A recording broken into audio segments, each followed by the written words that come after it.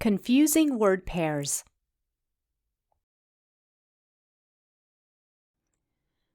So we're going to talk about confusing word pairs, specifically words in American English that sound the same or sound very similar. And these are usually referred to as homophones because they sound the same, but they have different meanings and they are different words. Let's take a look at some of these. Of and off. Interested, interesting. Woman, women. We're, where. And war, were. So we're going to look at each of these pairs.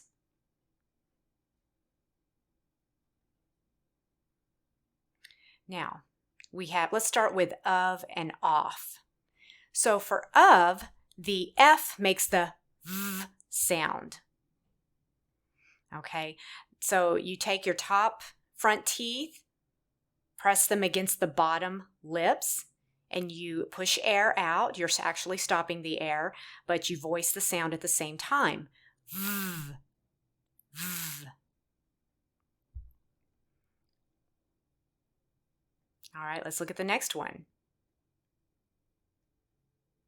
Or at least the O. The O makes the sound, okay? Of.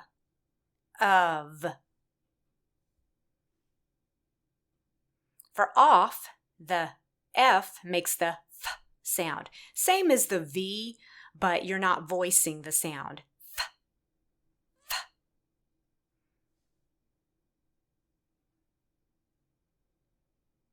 And for the O makes the ah sound. Off, off. So let's say those together. Of, off. Of, off.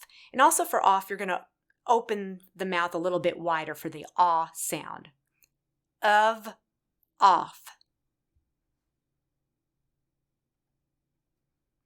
Let's look at interested and interesting. So interested ends in ed. It's actually an adjective, and it means having a feeling of interest or curiosity, and it's how you feel about something. Okay, it's your feeling. You know, I'm interested, or you feel interested.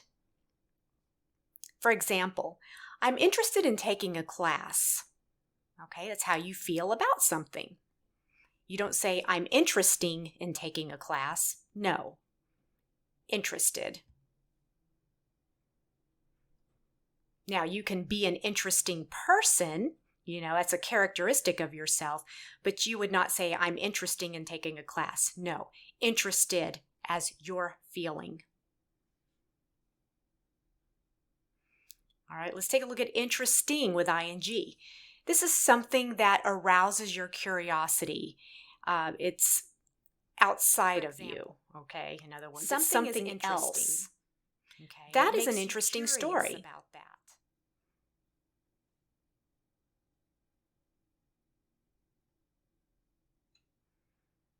All right, let's look at woman. That is singular.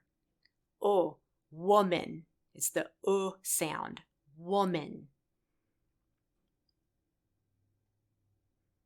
Plural, women. Has that sound. Women. So we have woman, women. Woman, women. Let's look at we're. Has the E sound. So you kind of make that, tighten your lips. E, we, we're. It's the contraction for we are.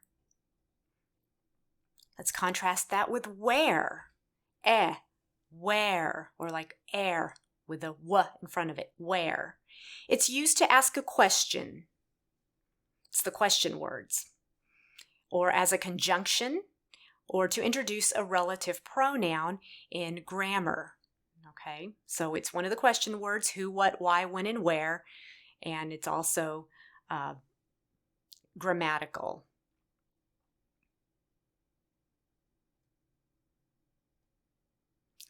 Let's look at were.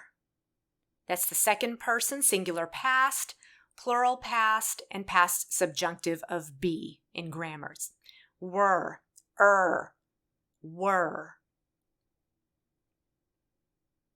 Contrast that with wore. Okay, we have two types of wore. The past tense of wear. I wore that dress yesterday. And war, a state of armed conflict between different nations, states, or groups.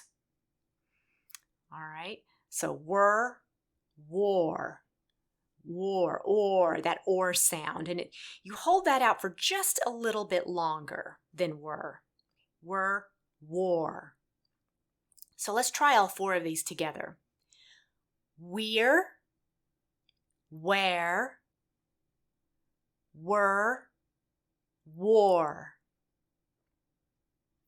We're, where, were, war.